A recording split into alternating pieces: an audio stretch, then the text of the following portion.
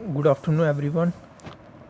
Today, I will discuss on the topic of our major project, which is soil stabilization of clay by using waste aluminium. So, I will here start with the introduction. Here you can see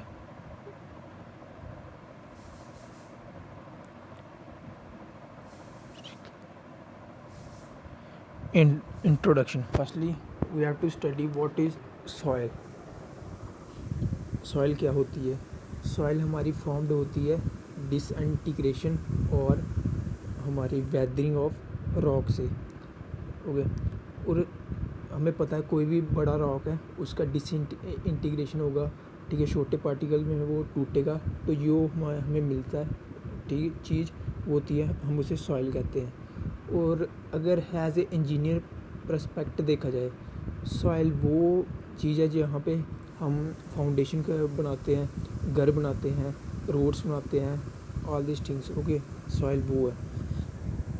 और अगर हम जियो technical way से देखें, soil में क्या क्या होता है? सॉइल में सॉलिड पार्टिकल प्रेजेंट होते हैं, फिर उसके बाद वाटर भी होता है, फिर उसके बाद वॉइड भी होते हैं जिसमें एयर होती है। वो ठीक है, वॉइड्स में क्या क्या होता है? एयर और वाटर हमारा वॉइड्स में होता है, और सॉलिड पार्टिकल ये एक कांस्टेंट वॉल्यूम होता है इनका वॉल्यूम नहीं चेंज करता, ठीक है। वेयर एज वाटर, एयर ये चेंज कर सकता है, जी हम चेंज भी कराते हैं कंपैक्शन कंसोलिडेशन करके।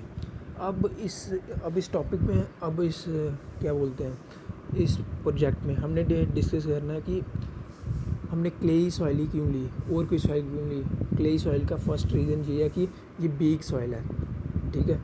सेकंड ये है कि ये स्वेलिंग और श्रिंकेज प्रॉपर्टी शो करती है, जो किसी भी सॉइल के लिए अच्छा नहीं है, क्योंकि अगर पानी पड़ेगा वो स्वेल कर जाएगी, अगर पानी निकलेगा तो वो श्रिंक कर जाएगी। इससे हमारे रोड को हमें बार बार बनाना पड़ेगा, तो ये हमारे लिए ठीक नहीं होगा। डेट्स वाई हम क्लेई सॉइल को इम्प्रूव करने की बात करते हैं बाय यूजिंग सॉइल स्टेबलाइजेशन। अब सॉइल स्टेबलाइजेशन से हमारा ये मोटिव है कि हम सॉइल की प्रॉपर्टीज़ को इम्प्रूव कर सकें, लाइक उसकी bearing strength, shearing strength, liquid limit, plastic limit, all this properties are improved. Okay, अब हम बात करते हैं next topic, what is stabilization of soil. Stabilization of soil एक प्रोसेस होता है जिसमें हम इम्प्रूव करते हैं, और ठीक है, अपनी सॉइल को by using any additive or by simply compacting the soil so that we can improve its property. Okay, simply हम बोले जाए, हम परफॉर्मेंस और जहाँ बोल सकते हैं जियो टेक्निकल प्रॉपर्टीज हम अपनी सॉइल की इम्प्रूव करना चाहते हैं, वॉइस स्टेबलाइजेशन ऑफ सॉइल। अब उसके बाद हम सॉइल को स्टेबलाइज कर सकते हैं दो तरह से, ठीक है, दो मेथड है।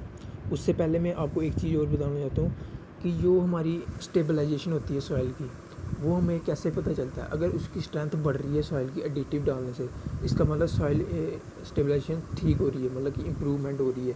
अगर नहीं हो रही तो इसका मतलब इम्प्रूवमेंट करने का कोई तरीका नहीं है। अगर स्ट्रेंथ नहीं बढ़ रही, क्या फ़ायदा? ओके,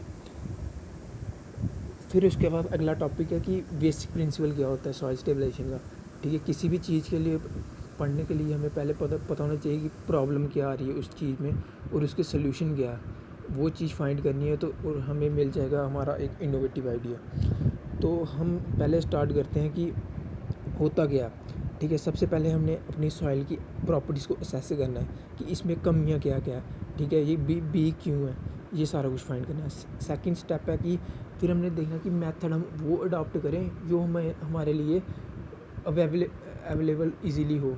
ये नहीं कि मेथड वो ले लिए जो इधर पूरे जम्मू कश्मीर या आपके आसपास प्रेजेंट नहीं है, वो नहीं होना चाहिए। ओके, थर्ड ये है कि डिज़ाइनिंग करना the soil stabilization by using stability and durability values. Okay, एक मिक्स बनाना कि हम कितने में कितने परसेंट डालेंगे, ये सारा कुछ आपने एक वो कर देना, सूटेबल सेलेक्ट कर देना वैल्यूज़ को। फिर उसके बाद प्रोसीजर अडॉप्ट करो और रिज़ल्ट देखो कि कितनी स्ट्रेंथ इंक्रीज़ हो रही है, डिक्रीज़ कर रही है, और यही हमारे पूरे इस प्रोजेक्ट की एम है। अब स्टेबलाइजेशन करने के दो मेथड्स हैं, ठीक है। फर्स्ट मेथड है मैकेनिकल स्टेबलाइजेशन और सेकंड है केमिकल स्टेबलाइजेशन, और एक थर्ड अब नया भी आया, मैंने सर्च किया, वो है बायोडिग्रेडेबल और बायोलॉजिकल स्टेबलाइजेशन। केमिकल स्टेबलाइजेशन क्या होती है? केमिकल स्टेबलाइजेशन पहले मैं मैकेनिकल बताता हूँ मैकेनिकल स्टेबलाइजेशन क्या होती है। मैकेनिकल स्टेबलाइजेशन में हम क्या करते हैं कि बिना किसी वो क्या बोलते हैं केमिकल को यूज़ किए हम कोई भी बायोडिग्रेडेबल मटेरियल, ठीक है, जैसे एल्यूमिनियम हो गया या सीमेंट हो गया, ये सारा कुछ डालते हैं अपनी सॉइल की प्रॉपर्टी को इम्प्रूव करने के लिए। और उसके बाद कंपैक्ट रोलिंग वगैरह सारा कुछ करते हैं सॉइल की प्रॉपर्टी को इम्प्रूव हो सके। और केमिकल स्टेबलाइजेशन क्या हो गया? सॉइल की प्रॉपर्टी को इम्प्रूव करना by adding some chemicals. Okay, so ये सिंपली हम कोई केमिकल इंजेक्ट कर देते हैं अपने सॉइल के अंदर सो दैट हमारी सॉइल की प्रॉपर्टी को इम्प्रूव हो जाए। ऐसे calcium chloride, all these things we can add so that our soil properties are improved. Then after that there is a method which is known as consolidation method. In consolidation method what happen, we have to compact the soil. Okay, consolidation means in which the volume of soil is decreases by removing the air voids, water and plastic readjustment of the solid particle. अब simply अगर मैं बोलूँ इसका मतलब क्या कि हम soil को एक तरह से कंपैक्ट कर रहे हैं कि कंसोलिडेट कर रहे हैं कि वो एक तरह की हाई डेंसिटी में ऐसे मैक्सिमम ड्राई डेंसिटी वाली सॉइल बन जाए और उसकी प्रॉपर्टी इंक्रीज़ हुआ है।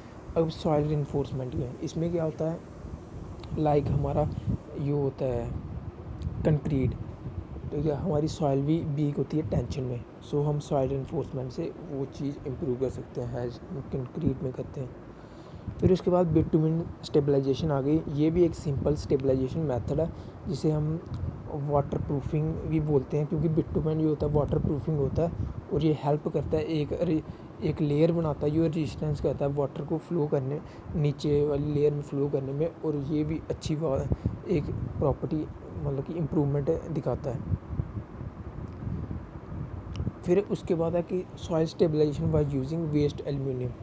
Okay, here in this project we are okay, हमने करना क्या है, हमने अपनी सॉइल को स्टेबलाइज करना है बाय वेस्ट एल्यूमिनियम।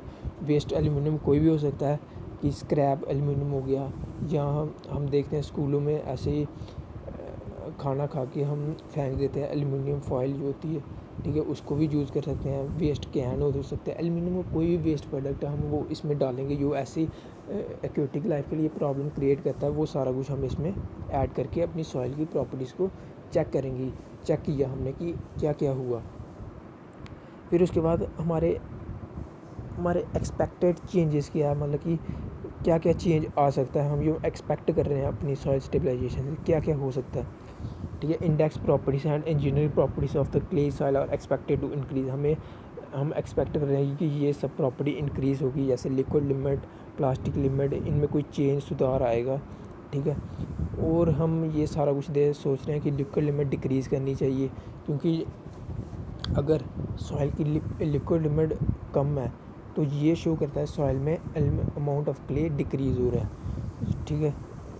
ये सारा कुछ हमें फिर उसके बाद हमने कंपैक्शन टेस्ट से OMC निकालना है, जिसका मतलब optimum moisture content. Optimum moisture content वो वाटर कंटेंट होता है जिसमें सॉइल मैक्सिमम डेंसिटी शो करती है, ठीक है। फिर उसके बाद हमने किया अनकन्फाइंड कंप्रेशन स्ट्रेंथ, जिससे भी हमें एक्सपेक्ट कर रहे हैं कि वैल्यू इंक्रीज़ ही करनी चाहिए एल्यूमिनियम ऐड करने से, ठीक है। ऑब्जेक्टिव क्या है हमारे इस सॉइल स्टेबलाइजेशन के? Construction of A low cost और बिग क्योंकि हमने देखा कि जितनी भी डेवलपिंग कंट्री हैं लाइक इंडिया, इनमें बजट बड़ा कम होता है, गवर्नमेंट बजट बड़ा कम देती है क्योंकि इतना इकोनॉमिकल नहीं है, तो उसके लिए हम सोच रहे हैं कि ऐसे सॉइल स्टेबलाइजेशन कर सके जो हमें इकोनॉमिकल बन सके हमारी कंस्ट्रक्शन के लिए। और इंजीनियरिंग प्रॉपर्टी इंप्रूव करेगी। Material used for easily available, जो भी हमने सॉइल मटेरियल यूज़ कोई भी चीज़ करनी है वो इजीली अवेलेबल हो जाए। फिर उसके बाद अनडिज़ायर प्रॉपर्टीज़ लाइक स्वेलिंग और श्रिंकेज कम कर सके, जो होती है हमारी मोंटमोरिलोनाइट मिनरल से, ठीक है। Method is used in stabilization the soil should be simple and easily so that any skill labour not required. Basically कहने का मतलब यही है कि ऐसी स्टेबलाइजेशन नहीं करो कि जिसके लिए हमें कोई हाई फाई स्किल्ड लेबर चाहिए, ऐसी करो कोई नॉर्मली बंदा भी उसे स्टेबलाइज कर सके, ठीक है, क्योंकि अगर स्किल्ड लेबर चाहिए उसके लिए और कास्ट बढ़ जाएगी प्रोजेक्ट की, हम वो चीज़ नहीं चाहते। ठीक है, कॉस्ट हमने डिक्रीज़ गए, मतलब मिनिमम कॉस्ट रखनी है और प्रॉपर्टी सॉइल की अच्छी होनी चाहिए, ये सारा कुछ देखना। ठीक है, इंक्रीज़ हो जाए ओवरऑल उसकी डिज़ाइन लाइफ रोड की, ये सारा कुछ। ठीक है, अब ऑब्जेक्टिव हमने इस स्टडी में निकालना क्या क्या है। ठीक है, हमने इसमें देखना है OMC की वैल्यू कितनी आएगी, MDD मैक्सिमम ड्राई डेंसिटी कितनी वैल्यू आएगी जब हम डिफरेंट परसेंट में एल्यूमिनियम वेस्ट को ऐड करेंगे। To study the influence of aluminum can on unconfined strength and all these factor we will determine okay to solve the dispose, क्योंकि हमने देखा कि ऐसे डिस्पोज किया जाता है वो बिगेस्ट प्रॉब्लम है हमारे लिए। सो ये हमारा एक इन्वायरमेंट फ्रेंडली प्रोजेक्ट है जिसमें हम ये चीज़ इम्प्रूव कर सकते हैं मज़े से। ठीक है, नाउ मैथोडोलॉजी होता है कि एक माइंड मैप क्या है, मतलब कि कैसे आपने प्रोजेक्ट को करना पूरा। ठीक है, इसमें ये होता है, सबसे पहले हम क्या करेंगे, प्रोक्यूरमेंट ऑफ मटेरियल करेंगे। इसमें क्या कहते हैं, मतलब मटेरियल इकट्ठा करेंगे, देखेंगे किस साइड से हमने मिट्टी लानी है अपने टेस्ट को परफॉर्म करने के लिए। फिर उसके बाद हम रिप्रेजेंटेटिव सैंपल बनाएंगे, जैसे 20 kg चाहिए हमें उसके लिए, 3 kg चाहिए उसके लिए, ऐसे ऐसे हम अलग अलग करेंगे। फिर टेस्ट ऑन सॉइल हम कर देंगे, फिर सीव एनालिसिस करेंगे, डिटरमाइन मतलब सीव एनालिसिस करेंगे पार्टिकल साइज़ डिटरमाइन करने के लिए कि इस पार्टिकल साइज़ के कितनी परसेंट है हमारी इस सॉइल में प्रेजेंट। ठीक है, ये सारा कुछ। फिर उसके बाद कंसिस्टेंसी लिमिट और एटरवर्क लिमिट हम निकालेंगे। ठीक है, इसमें आ जाती है liquid limit, plastic limit, plasticity index. फिर उसके बाद करेंगे कंपैक्शन टेस्ट, जिसमें हम निकालेंगे MDD OMC unconfined compression test करेंगे लास्ट में। फिर उसके बाद रिज़ल्ट देखेंगे कि इंक्रीज़ हुआ डिक्रीज़ हुआ। फिर उसके बाद कंक्लूड करके हम अपने रिज़ल्ट दे देंगे कि ये हमें इम्प्रूवमेंट और कुछ भी जो मिला बता देंगे। Now second chapter is literature and review, this I will discuss this in the next video, so thank you.